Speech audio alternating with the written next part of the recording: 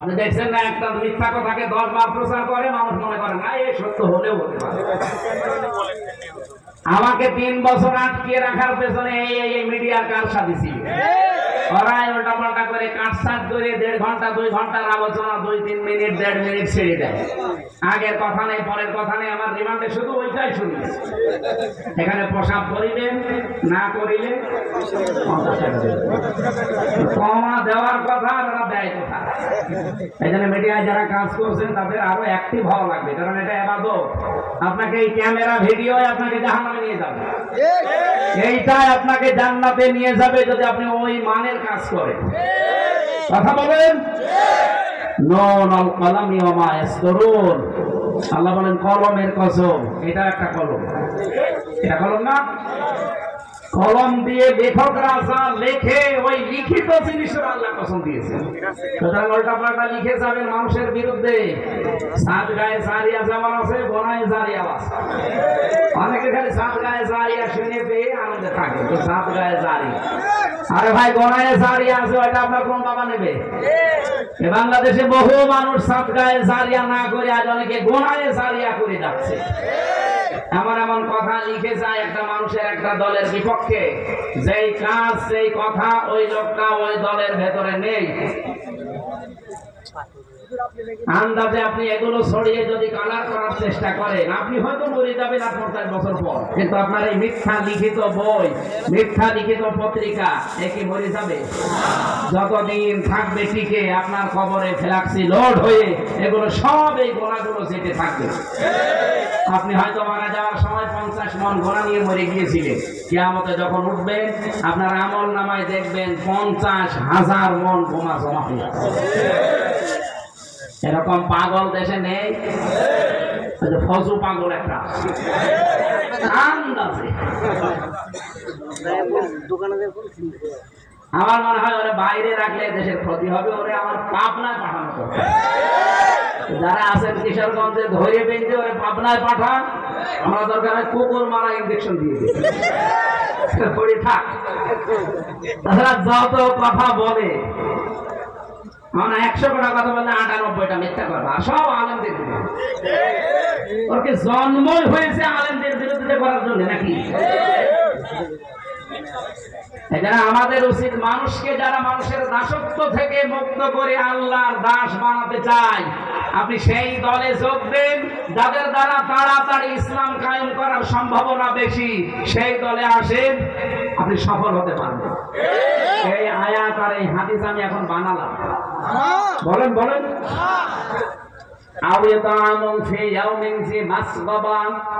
যারা এতিম মিসকিন অসহায়, যারা তাদের কাছে যারা এগিয়ে যায়, আজ 1 বছর 1 মাস এই দেশটা দ্বিতীয়বারের মতো আমরা যারা স্বাধীনতা বলছি, বলেন তো 1 বছর 1 মাসের ভেতরে সবচাইতে বেশি মানবতার কাছে এগিয়ে গেছে কোন দল? আপনি আন্দাজে না বলে নিরপেক্ষ দৃষ্টি দিয়ে বলেন। আমার কুষ্টিয়া জেলা দৌলতপুর থানায় ভাঙন আরম্ভ হয়েছে, বন্যা চলছে, কত দল তো কুষ্টিয়ায় আছে।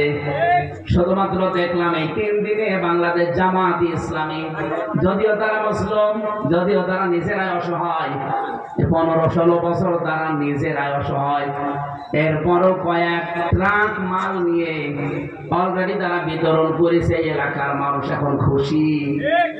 আমরা যদি ভালো কাজে এভাবে প্রতিযোগিতা করতে পারতাম, আর যত দল কুষ্টিয়াতে আছে প্রত্যেকেই যদি এই ট্রাক ট্রাক মাল নিয়ে গিয়েছে, তো কুষ্টিয়ার মতো যত জেলায় বন্যা হচ্ছে সবগুলো উত্তরণ করা সম্ভব হতো।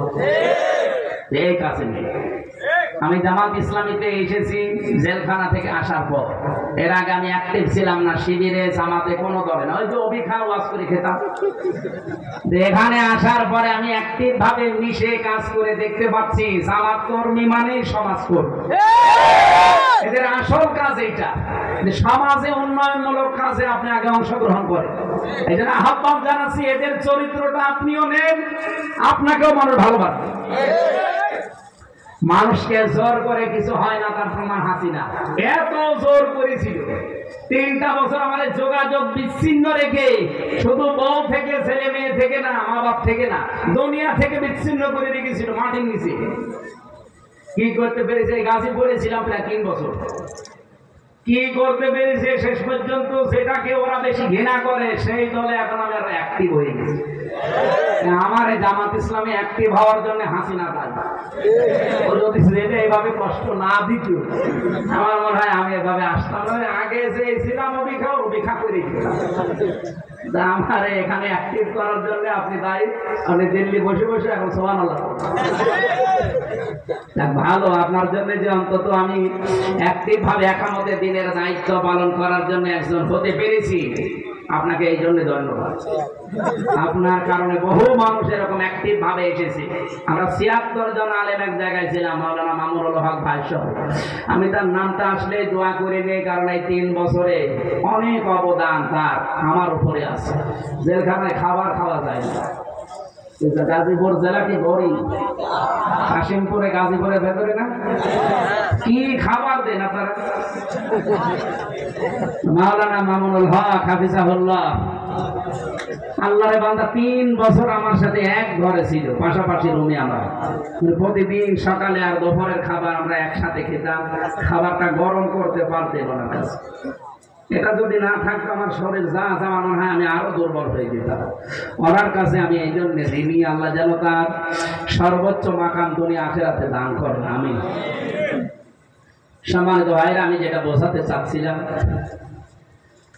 জামাত কর্মী যারা আছে তারা যেমন সমাজকর্মী, তারা চাঁদাবাজি করে না, তারা লুণ্ঠন করে না, তারা মানুষের মাথায় লাঠি দেয় না। একটাই কারণে, আমি যতটুকু দেখলাম এই 1 বছর 1 মাসে জামাতে যত মানুষ আছে কেউ বসে খায় না, প্রত্যেকটি মানুষ কাজ করে খায়।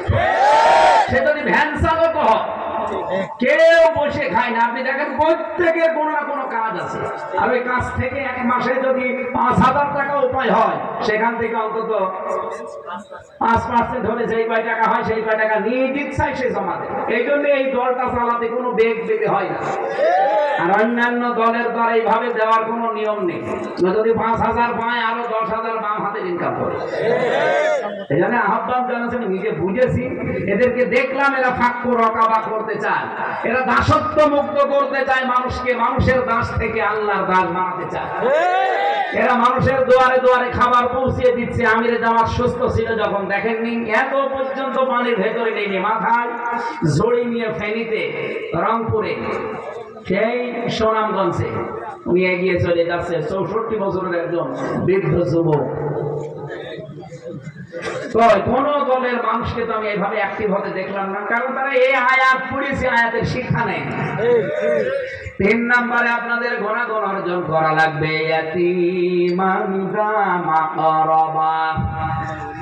এখানে শব্দের দিকে খেয়াল করেছি,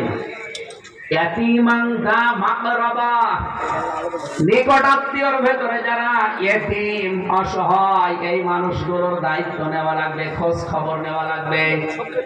আমরা অনেকেই চাই মন থেকে, এটা বললে যদিও মা বোনেরা আমাকে খারাপ বলে, আমি তাও বলছি, অধিকাংশ পরিবারে আজ আমরা আমাদের নিজের নিকট আত্মীয় যারা একটু দুর্বল, অসহায়, তাদের হক গুলো আদায় করতে পারি না, শুধু আমার বউর কারণে।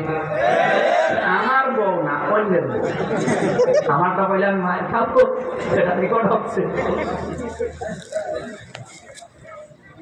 সম্মানিত মা বোনেরা, আপনারা যেখানে যেখানে বসে আছেন, রেকর্ড শুনতেছেন, কি করবেন আপনি? নাই 200 বছর হায়াত পেলেন, আপনার স্বামীর যে সম্পদ হচ্ছে আরো 10 গুণ বৃদ্ধি হল। আপনি আরামে খেলেন, সন্তান জন্ম দিলেন, পোশাক পায়খানা করে শেষ করে কবর চলে গেলেন, কি হবে? খাদিজাতুল কুবরা রাদিয়াল্লাহু তাআলা আনহা, উনি নবীজি নবুয়ত পেয়ে যখন আসলেন, যে 5টা সার্টিফিকেট দিয়েছিলেন, আপনি দিতে পারেন না। আপনি দিতে পারেন না কারণ আপনার কারণেই যে স্বামীগুলো আমরা আছি এই কাজগুলো করতে পারি না। খাদিজাতুল কুবরা ওই সময় বলেছিলেন, আবুল কাসেম, কাল্লা ওয়াল্লাহি লা ইখজিকাল্লাহু আবাদান ইন্নাকা লা তাসিলুর রাহিমা। হে আবুল কাসেম, কখনোই কোন জিন ভূত পরি আপনাকে ভয় দেখাতে পারে না, কারণ আপনি নিকট আত্মীয় যারা, রক্তের সম্পর্ক যারা, তাদের সাথে সম্পর্ক ঠিক রাখেন। তাহলে মানুষের ভেতরে ভয় দূর করার জন্য, আজ অনেকে জিনের ভয়, ভূতের ভয় পায়, এই ভয় দূর করার জন্য মাস্ট বি নিকট আত্মীয় স্বজনের খোঁজ খবর রাখা লাগবে। হাদিস হচ্ছে, নবীজি বলেন, কোন স্ত্রী যদি চায় যে আমার স্বামী আরো বেশি দিন বেঁচে থাক, আমার স্বামীর হায়াত, সম্পদ, ইজ্জত, দুনিয়ার মর্যাদা আরো বেড়ে যাক, ওই স্ত্রীর উচিত তার স্বামীকে যেন মাঝে মাঝেই বলে, স্বামী যা করো অন্তত নিকট আত্মীয় স্বজন, রক্তের সম্পর্ক সাথে সাথে সাথে আছে, এগুলো আরো দৃঢ় করো। আপনি নিজের মন থেকে বলেন তো, এরকম স্ত্রী এখন কম না বেশি? কম। অধিকাংশ স্ত্রী চাই না আমি আমার ভাইয়ের হক গুলো আদায় করি, আমার বোনের হক গুলো আদায় করি, আমার ফুফু, আমার চাচা, এগুলোর হক আমি আদায় করি, পুঙ্খানুপুঙ্খানু চাই না। আপনার সাহায্য না পেলে এগুলো আমি 100 ভাগ পারবো না, শেষে দেখা যাচ্ছে আস্তে আস্তে আমি মানসিক রোগী হয়ে যাবো। আজ বহু মানুষকে দেখি তার স্ত্রীকে বাদ দিয়ে দেয় শুধু একটা মাত্র কারণে, স্ত্রী নিজের দিকে খুব ভালোই টানে, নিজের মা বাবা, নিজের ভাই, নিজের বোন, ওইগুলো আসলে স্বামীকে দিয়ে পাগল হয়ে যায়। আর স্বামীর পক্ষ থেকে কেউ আসলে ওর মনই পাওয়া যায় না। এরকম বউ আছে কার? হাত তোলেন তো, বলেন।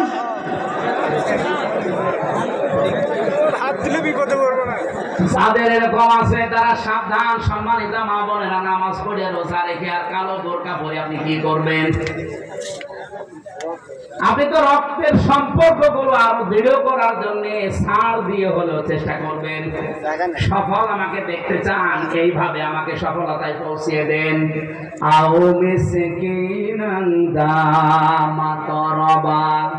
তুরব থেকে এসেছে, তুরব মানে ধোলা মলিন, ধোলা বালি। যারা ধোলা মলিন পথে ঘাটে, স্টেশনে, বাস স্ট্যান্ডে, রাস্তাঘাটে যারা ধোলা মলিন অবস্থায় থাকে, এই মানুষগুলোর যারা ছিন্ন বিচ্ছিন্ন, যারা ছিন্নমূল বলা হয়, এদের কাছে যারা এগিয়ে যায়, এদের মাথায় অন্তত একটু হাত বুলিয়ে দেয়, শান্তির পরশ পেয়ে এই মানুষগুলো একটা তৃপ্তির হাসি দেয়।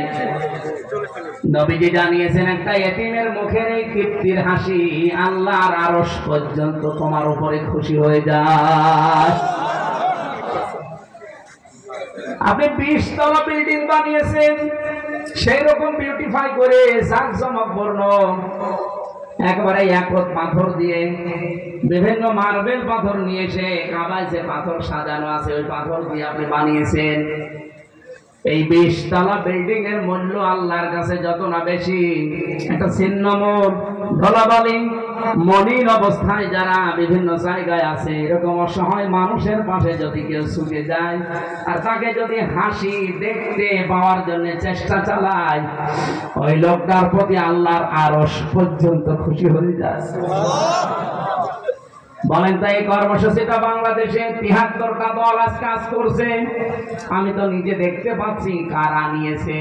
যারা নিয়েছে কান খাড়া করে শোনেন, কোরআন হাতে নিয়ে বলছি আপনারা সফল হবেন, আল্লাহর কসম আপনারা সফল হবেন। যারা মানুষকে ধোলা মলিন এই অসহায় ছিন্নমূল মানুষের কাছে আজ এগিয়ে যাচ্ছেন। কমিশন বানাতে দিয়েছিল সরকার নারীদেরকে, আমার তো চেহারা দেখে মনে হচ্ছিল না যে এরা নারী।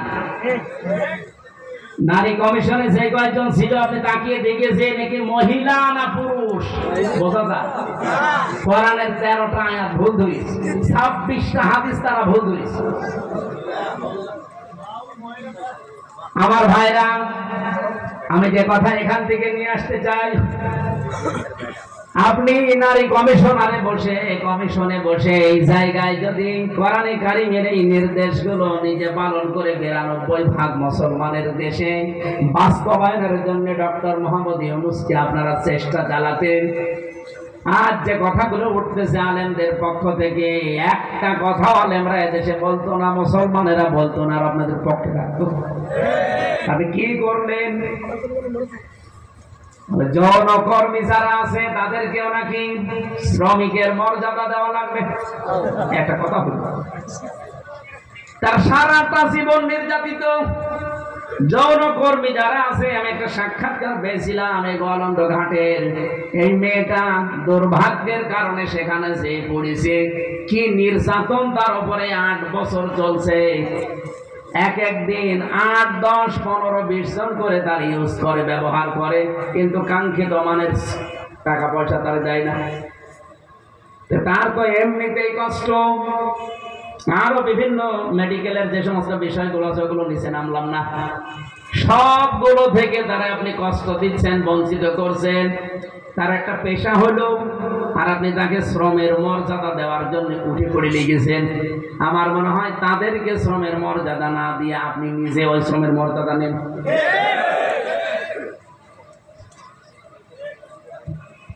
আমি আর বাকিটা বললাম না, যতগুলো পয়েন্ট আমি